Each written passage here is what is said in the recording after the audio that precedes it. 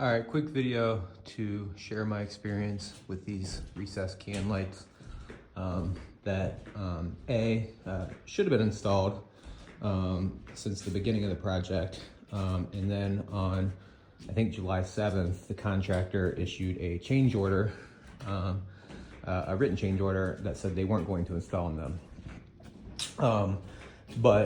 Despite of having a written change order, which I approved in writing through the contract mechanism, nevertheless, they just took it upon liberty to install them. And not only they didn't install them to the plan that they also requested on July 7th. So the story goes as when we kicked off the building project in my kickoff memo on March 5th, that was the day the contractor was going to reached out and said he was going to schedule the job. In that memo, I said I'm going to buy various light fixtures, over the course of the project, and they can be installed accordingly, which I did. I bought can lights, I bought lights for the front of the garage, and I brought lights for downstairs, overhead lights. We did a walkthrough on, I think it was June 16th, for all the electric, where I had 2 pages of notes that mentioned lights and switches and things like that. And then during that walkthrough, everything was marked on the wall with me and the contractor of where things would go.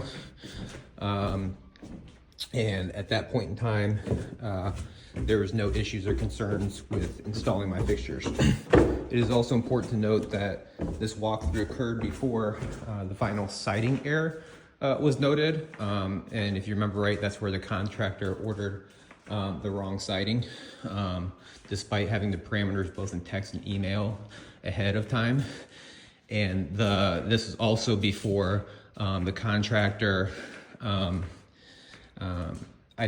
before we identified that 25 errors occurred, 27 errors occurred with the vinyl siding installation, corroborated by an independent state inspection report. So things are good then. You have to remember, and in my opinion, things are good then. This is 2 weeks before all this kind of got surfaced, and those 2 items probably cost the contractor between $10,000 and $15,000. So then on July 7th, the contractor sent an email out of nowhere that says they're not going to install any of the lights I purchased. And I replied back to them saying, sounds good on the lights. And in that same email, there are various other topics. They said that to avoid all confusion, I want you to mark on the architectural plan where you want everything, including the measurements, as if I'm an electrician and I know the heights of all these things, despite things already being written on the wall on June 16th. So I did mark up the plan just to be an easy customer, and 2 walkthroughs took place actually, one with the contractor and one with the electrician. I also had a 2-page handout of everything. So despite that, we still had to write on the architectural plan where everything went. So I wrote on that plan, we had a call. I gave him the plan, and then we had a call. And on that call, I said, hey, what's going on with the lights? I thought we're good on it, And he cited 2 reasons on that call, which was recorded. He said that they just can't get in any more money on these lights, was the first reason. And the second was they said liability reasons, stating that if they got damaged, then it would just be something for me to blame on them. But oddly enough, the contractor's own contract scopes out customer installed equipment. It doesn't scope it out from being installed, but it scopes it out from liability. It's right there in the contract. It says, basically, we're not liable for installing any of your stuff if we damage it. But then it's also interesting that, these lights are a couple $100, I probably got less than $500 in lights. My garage doors and garage motors were also customer supplied, which probably have a retail value of $7,000. but they didn't say, and they weren't installed at the time, so those got installed just fine. So it was just interesting that he was concerned about liability for customer supplied equipment for these lights that are probably 10, 15 bucks a piece, but not the $7,000 garage doors. So to recap, we had a change order not to install the lights. I accepted that change order in writing. The electrician comes after all this kind of, I'll call it back and forth, I guess, to get everybody comfortable. I get home from work, and guess what? All these lights are installed. Not only were they installed, they weren't installed into the plan that he asked for. You know, we said we're just going to put in junction boxes, you know. I just want to make sure I'm not having to run anything, and it's purely Eric, like, putting on some wire nuts. 6 lights down the middle. You know, put the box there, you're going to make the junction. One in each dormer. And you're going to have to put that wire there. 1, 2, 3, 4, 5, 6, 7, 8, 9, 10, 11. So now I have 11 lights and 600 square feet, 2 in each dormer. So they're not installed per plan.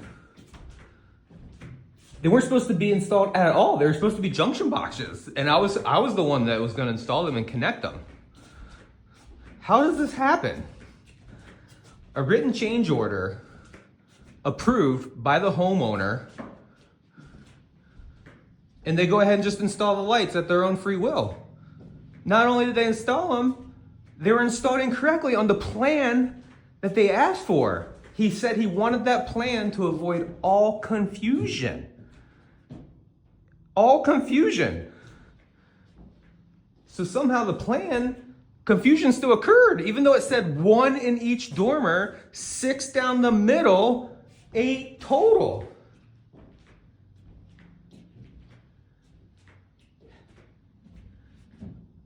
That's my experience with the lights.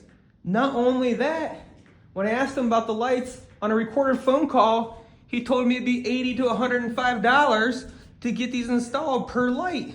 I want to say we get charged $85 a recess can, Richard. We had a written change order that this was not in scope, and they did over $1,000 worth of free work.